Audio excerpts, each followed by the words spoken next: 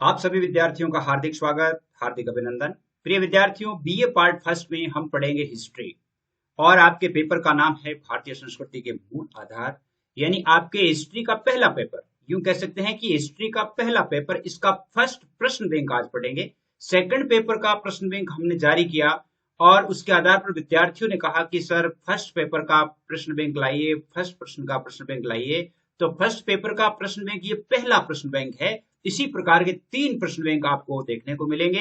हो सकता है और मैं ये उम्मीद करता हूं कि ये प्रश्न बैंक भी आपकी सफलता को निखारने में निश्चित रूप से सहयोग करेंगे और आपके ज्ञान में वृद्धि होगी।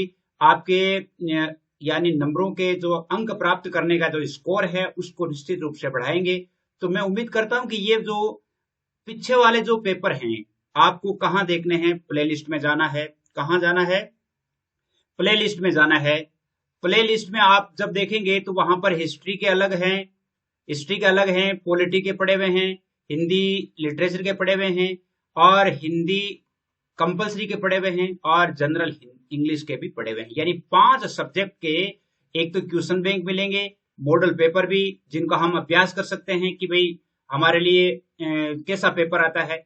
और इसके अलावा आपके पूरे पाठ पढ़े हुए हैं। जैसे हिस्ट्री के पाठ है, लगभग शुरू हो गए हैं, 50% के आसपास है वो हो गए हैं। सेकंड पेपर जो है उसमें आपके पर्याप्त सिलेबस हो गया है। आपकी जो इसमें पॉलिटिकल साइंस में सिलेबस हो गया है, हिंदी साहित्य में सिलेबस हो गया है। तो आप निश्चित रूप से वहां देख सकते हैं। प्ले लिस्ट में जाकर के वहां पर अलग अलग लिस्टें बनी हुई है, वहां पर जाकर के देख सकते हैं। इसके अतिरिक्त भी यदि आपको नहीं मिलते हैं तो टॉपिक लगाकर सर्च कर लीजिए। यानी जैसे मान लो हिस्ट्री क्वेश्चन बैंक करेंगे तो आप करेंगे कि BA first year history question bank 1, यानी क्वेश्चन बैंक पार्ट 1 जब आप सर्च करेंगे तो अपना ये आ जाएगा। और आपको चैनल सर्च करना है CCAYDR लेक्चरर। इस चैनल पर आपको निश्चित रूप से मिल जाएंगे। उम्मीद करता हूं कि आपके लिए अच्छा है, लेकिन आप बताइएगा जरूर कि आपको ये लेसन कैसे लगते हैं और इन लेसन से आपकी कितनी मदद हो रही है, आपको कैसा लग रहा है। क्योंकि अपना जो सफर है केवल फर्स्ट ईयर तक का नहीं है, आगे की क्लासों तक का भी है। तो इसमें हम नित्य या हमेशा जो है वो नया सुधार करते रहेंगे ताकि आपको पढ़ाने में आसानी हो। तो आइए देखते हैं आज के इन प्रश्नों को और आनंद लेते हैं आज की इस कक्षा का। आनंद पूर्वक देखिए, सबसे पहले आपके पहले ही पार्ट से शुरू किए हैं मैंने। और प्रथम इकाई 3 इकाइयों में विभाजित है, तो 3 इकाइयों में फर्स्ट इकाई के लगभग जो है फर्स्ट इकाई कवर करने का प्रयास किया गया है और इसमें 40 से ज्यादा प्रश्न समाहित किए गए हैं। इसमें अति लघुतरात्मक और लघुतरात्मक दो प्रकार के जो प्रश्न आते हैं आपके, एक तो आपके 5 अंकों के आते हैं और एक 2 अंकों के आते हैं। उन दोनों प्रश्नों को शामिल किया गया है। बड़े अंकों के जो प्रश्न है वो लास्ट वीडियो में आएंगे और तीसरा होगा। इसके बाद एक लघुतरात्मक और आएगा। तो अब देखते हैं, भारतीय संस्कृति की कोई 3 विशेषताएं बताइए। अभी अपन ने पढ़ाई है प्राचीनता, आध्यात्मिकता और ग्रहणशीलता। इस प्रकार के प्रश्न आ जाते हैं। इनमें से लगभग प्रश्न वही है जो पीछे पूछे भी गए हैं और पूछने लायक भी हैं। भारतीय सिंधु घाटी सभ्यता का प्रथम उत्खनन कब और किसके द्वारा किया गया? प्रथम बार उत्खनन 1920 ईस्वी में हड़प्पा में उत्खननकर्ता दयाराम साहनी और माधव स्वरूप वत्स के द्वारा किया गया। अब जैसे मान लो इसके द्वारा किया गया, इसके अलावा देखिए इसमें विशेष बात यह भी है कि 1922 ईस्वी में राखालदास बनर्जी के नेतृत्व में भी इसकी खुदाई की गई थी। तीसरा प्रश्न देखिए, तीसरे प्रश्न में है कि सैंधव धर्म के आधार क्या है? सैंधव धर्म का आधार क्या है? अपन ने सैंधव धर्म के बारे में पढ़ा था। सैंधव धर्म का अर्थ होता है सिंधु सभ्यता का ही धर्म है। सैंधव धर्म का आधार है कला शैलियां, मुद्राओं पर बनी आकृतियां, बर्तनों पर बने चित्र और कब्रों में दबी वस्तुएं। ये उसके आधार है। इनके आधार पर इनका अध्ययन किया जाता है। वेद कितने हैं? नाम लिखिए, बहुत ही सरल है। वेद 4 हैं। सबसे पहले ऋग्वेद जो सबसे प्राचीन वेद है। इस वेद में 10 मंडल है, 1029 सूक्त हैं और इसमें 10,580 ऋचाएं हैं। 1029 सूक्त हैं और 10,580 ऋचाएं हैं। और इस वेद का संबंध भक्ति से है। प्रश्न आ सकता है कि भक्ति से संबंधित कौन सा वेद है? तो आप क्या कहेंगे? ऋग्वेद। यजुर्वेद है, ये यज्ञ विधान से संबंधित है। यज्ञ करने के जितने भी विधि विधान है वो सारे यजुर्वेद में लिखे हुए हैं। सामवेद है जो मंत्रों से संबंधित है, जितने भी मंत्र हैं वो सारे इसमें है। अथर्ववेद है वो भूत प्रेत जादू टोनों के लिए अथर्ववेद का उपयोग किया गया है। संपूर्ण वैदिक साहित्य को कितने भागों में बांटा गया है? संपूर्ण वैदिक साहित्य को लगभग 4 भागों में बांटा गया है। एक तो संहिता ब्राह्मण साहित्य, और ब्राह्मण ग्रंथ, आरण्यक और उपनिषद। संहिता, ब्राह्मण ग्रंथ, आरण्यक और उपनिषद, इन 4 भागों में संपूर्ण वैदिक साहित्य को बांटा गया है। ब्राह्मण ग्रंथ क्या है? देखिए, ब्राह्मण ग्रंथ की परिभाषा है कि वेदों का धार्मिक उपचार करने के लिए ब्राह्मण ग्रंथों की रचना की गई। वेदों का धार्मिक उपचार यानी वेदों को पूर्णतः समझने के लिए ब्राह्मण ग्रंथों की रचना की गई। और सभी वेदों के लिए अपने अपने ब्राह्मण ग्रंथ है। जैसे ऋग्वेद के लिए कौशिकी और ऐत्रेय ब्राह्मण है, यजुर्वेद के लिए तैत्तिरीय और शतपथ ब्राह्मण है, सामवेद के लिए पंचविंश और छांदोग्य है, अथर्ववेद के लिए गोपथ ब्राह्मण है। यदि मान लो किसी में डाउट हो तो आप निश्चित रूप से अपने ऑथेंटिक किताब से मिलान कीजिएगा और मिलान करने के बाद मुझे भी सूचित कीजिएगा ताकि सुधार किया जा सके। 7वां प्रश्न है, भारतीय धर्मशास्त्रों में कितनी विधाएं मानी गई है? धर्मशास्त्रों में 6 विधाएं मानी गई है। कौन कौन सी? शिक्षा, छंद, निरुक्त, व्याकरण, ज्योतिष और कल्प। ये 6 अंग माने गए हैं। यानी धर्मशास्त्रों में विधाओं के कितने अंग हैं? 6 माने गए हैं। कल्प के कितने विभाग है? ये जो कल्प है इसके कितने विभाग है? इसके 3 विभाग है। कौन कौन से? श्रोत्र सूत्र, ग्रह सूत्र और धर्म सूत्र। ये कल्प के विभाग हैं। ऋग्वेद में वरुण के कितने रूप मिलते हैं? ऋग्वेद में जो वरुण देवता हैं उनके कितने रूप मिलते हैं? ऋग्वेद में वरुण के 2 रूप मिलते हैं। एक तो सुख समृद्धि सहृदय और सृष्टि के निर्माता के रूप में, दूसरा विनाश और अभिशाप प्रदाता के रूप में। ये 2 रूप मिलते हैं। 10वां प्रश्न है कि वैदिक सभ्यता में सूर्य के व्यापक रूप को क्या कहा गया है? सूर्य के व्यापक रूप को वैदिक सभ्यता में सविता कहा गया है, जिसे पाप मोचन देवता के रूप में कहा जाता है।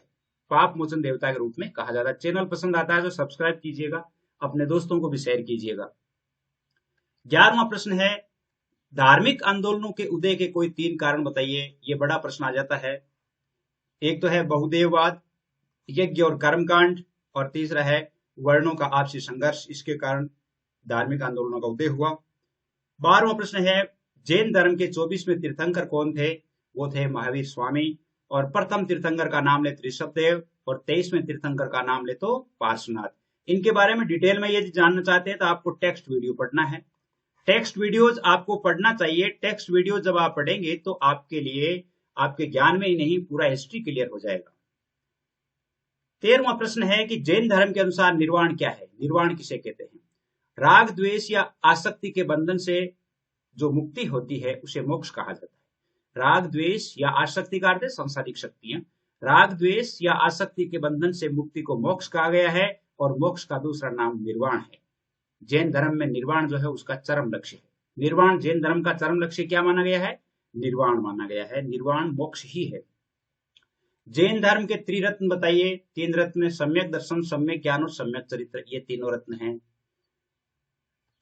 इसमें से बहुत सारे जैन धर्म और बौद्ध धर्म में से लगभग 2-2, 3-3 सवाल आते हैं। जैन धर्म के अनुसार सम्यक ज्ञान के प्रकार लिखिए। सम्यक ज्ञान के 5 प्रकार है: मति ज्ञान, श्रुति ज्ञान, अवधि ज्ञान, मन प्रियाय और कैवल्य। मन प्रियाय और कैवल्य, यानी ये 5 जो है सम्यक ज्ञान के प्रकार हैं। जैन धर्म में लिखित 5 अणुव्रत बताइए। अणुव्रत और महाव्रत, महाव्रत भी यही है और अणुव्रत भी यही है। अणुव्रत और महाव्रत, अणुव्रत तो ग्रस्तों के लिए होते हैं, महाव्रत है वो साधुओं के लिए निश्चित किए गए हैं। सत्य, अहिंसा, अस्तेय, अपिग्रह और ब्रह्मचर्य, ये 500 जो है अणुव्रत है। इसके अलावा देखिए, गौतम बुद्ध को शाक्य मुनि क्यों कहा जाता है? क्योंकि शाक्य कुल में जन्म लेने के कारण गौतम बुद्ध को शाक्य मुनि कहा जाता है।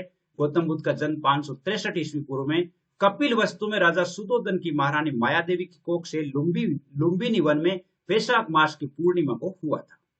ये उनका छोटा सा परिचय है। महाविनिष्क्रमण क्या है? महाविनिष्क्रमण की परिभाषा है कि सांसारिक वैराग्य भावना से प्रेरित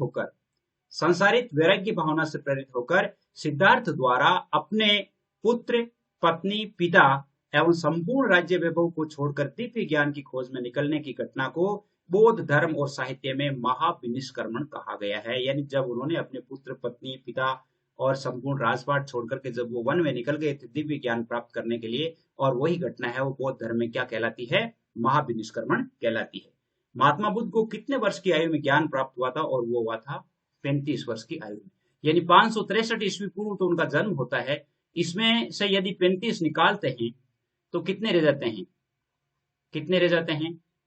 यानी 528 ईस्वी पूर्व के लगभग जो है उन्हें ज्ञान प्राप्त हो गया था।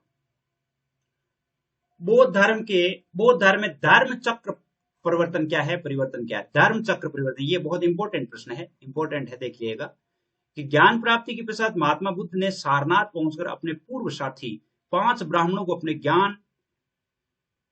ज्ञान और अपने ज्ञान की धर्म के रूप में दीक्षा दी। अपने ज्ञान की धर्म के रूप में जो दीक्षा दी उसे बौद्ध धर्म के इतिहास में धर्म चक्र परिवर्तन कहा गया है। उसने यानी जब महात्मा बुद्ध जो है वो घर से ज्ञान प्राप्ति के लिए निकले थे और ज्ञान प्राप्त करने के लिए वो जगह जगह अभ्यास कर रहे थे।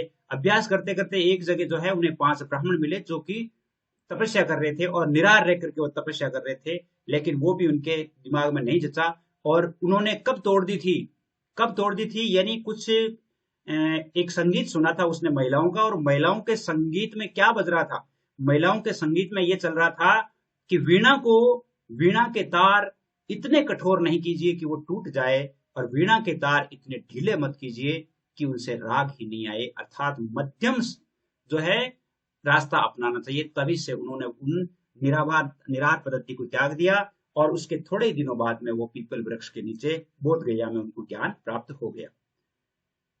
अगला प्रश्न है, महात्मा बुद्ध ने अपना देह त्याग कहाँ किया? 80 वर्ष की आयु में गोरखपुर के समीप कुशीनगर नामक स्थान पर महात्मा बुद्ध ने अपना शरीर त्यागा और इसे महापरिनिर्वाण कहा जाता है। महापरिनिर्वाण का अर्थ है बुद्ध का शरीर त्यागना।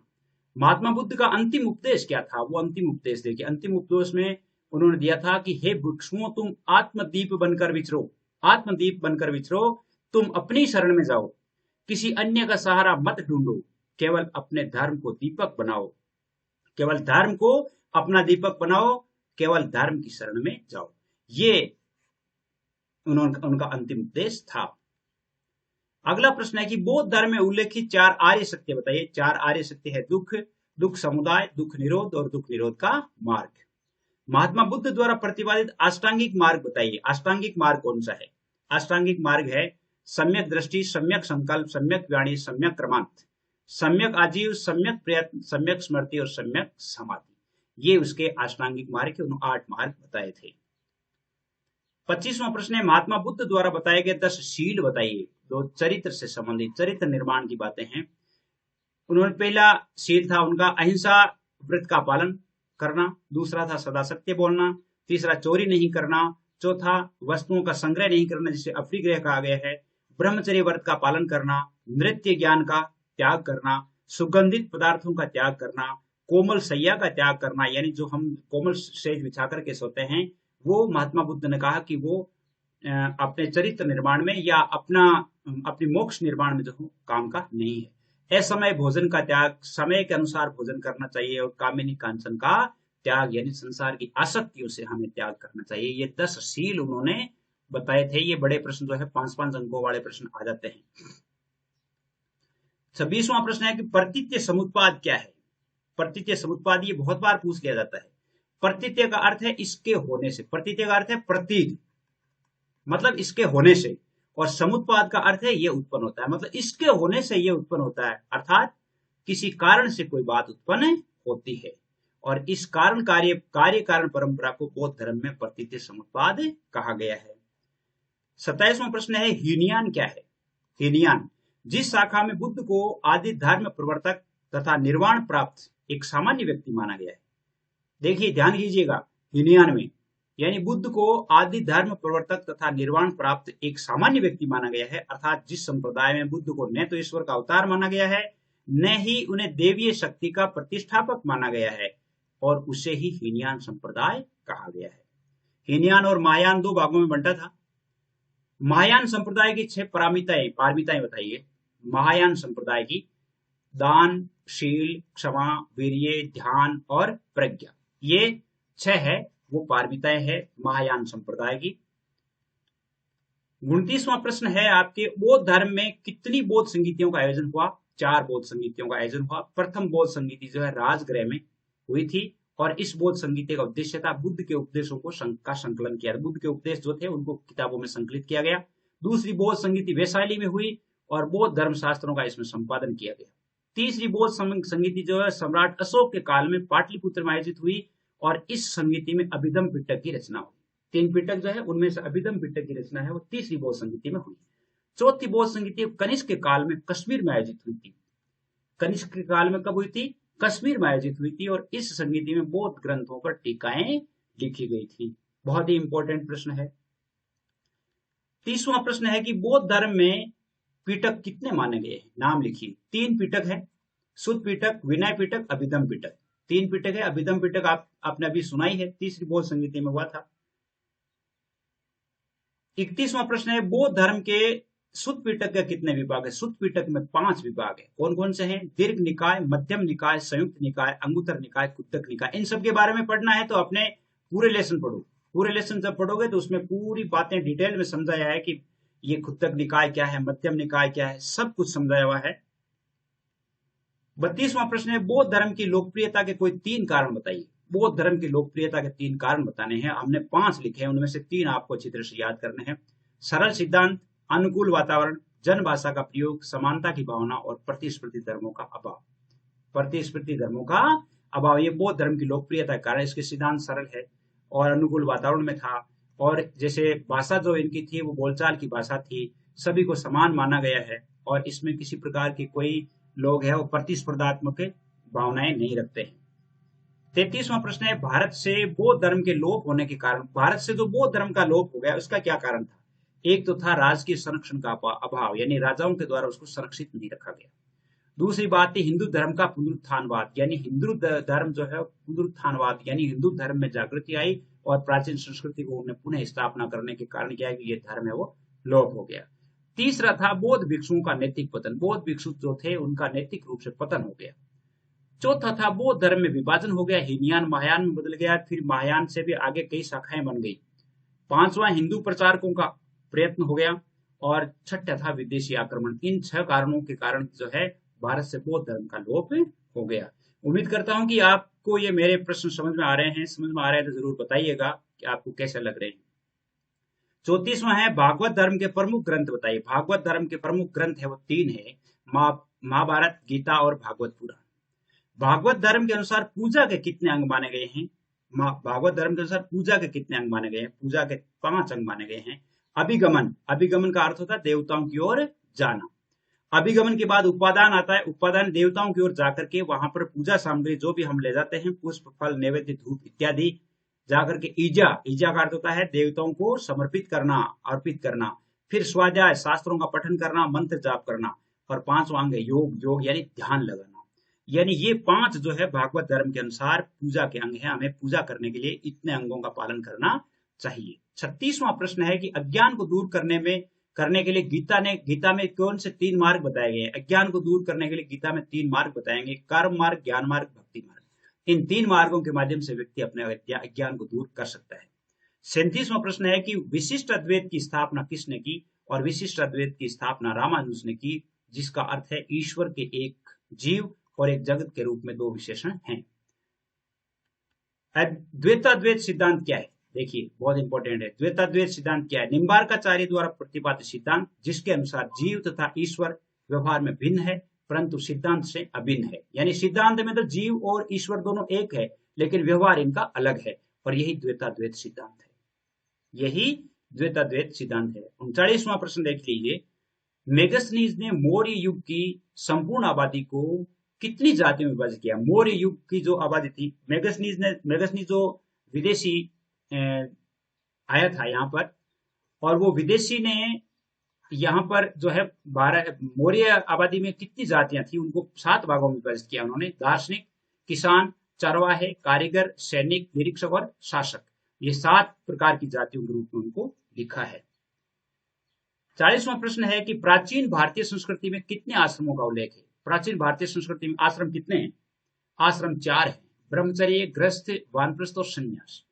चारों पुरुषार्थों की प्राप्ति करने के लिए 4 पुरुषार्थ है, धर्म, अर्थ, काम और मोक्ष। इनकी प्राप्ति हेतु 4 आश्रमों का उल्लेख किया गया है। तो चारों आश्रम है ब्रह्मचर्य, गृहस्थ, वानप्रस्थ और संन्यास। भारतीय धर्म शास्त्र में कितने संस्कार माने गए हैं? भारतीय धर्म शास्त्र में 16 संस्कार माने गए हैं, और वो 16 संस्कार कौन कौन से हैं? गर्भाधान, यानी जब से व्यक्ति का बीजारोपण होता है, गर्भाधान, पुंसवन, सीमंतोन्नयन, जात कर्म, नामकरण, निष्क्रमण, अन्नप्राशन, चूड़ाकर्म, कर्णभेद, विद्यारंभ, उपनयन संस्कार, वेदारंभ, केशांत, समावर्तन, विवाह और अंत्येष्टि। अंत्येष्टि जिसको हम अंतिम संस्कार कहते हैं, मृत्यु के समय किया जाता है। तो यानी बीजारोपण होने से लेकर के और अंतिम संस्कार तक 16 संस्कार माने गए हैं। उम्मीद करता हूं ये वीडियो आपको अच्छा लग रहा है और आप अवश्य ही बताएंगे मुझे वैदिक काल में से सूत्र काल तक विवाह की कितनी प्रणालियां प्रचलित थी। वैदिक काल से लेकर के सूत्र काल तक कितनी विवाह की प्रणालियां प्रचलित है। और भी आप इससे ऐसा भी कह सकते हैं कि भारत में विवाह के कितने प्रकार हैं। तो 8 प्रणालियां प्रचलित है। ब्रह्म विवाह, देव विवाह, आरस विवाह, प्रजापति विवाह, गंधर्व विवाह, असुर विवाह, राक्षस विवाह और पिशाच विवाह। यानी ऊपर के जो 4 विवाह है वो तो बिल्कुल यानी अच्छे माने गए हैं, लेकिन 5वां विवाह है जिसको हम प्रेम विवाह भी कह सकते हैं, ये असुर विवाह, राक्षस विवाह, ये जो है नैतिकता से हीन विवाह माने गए हैं, जिनको अनैतिक विवाह भी कहा जा सकता है। तो ये तो थे आपके लिए प्रश्न। उम्मीद करता हूं आपको अच्छे लगे हैं। अच्छे लगे हैं तो आप सबको धन्यवाद। और अगला जो वीडियो है वो जल्दी ही होगा, उसके लिए आप निश्चित ही अपने दोस्तों को इसको शेयर कीजिएगा, ताकि जब इसमें मान लो आपके अच्छा रिस्पॉन्स रहेगा तो अगला वीडियो बनाने में आसानी रहेगी।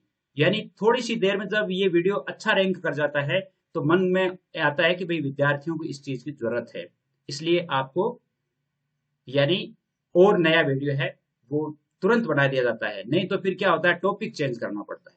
इसलिए आज के लिए बस इतना ही। जय हिंद, जय भारत।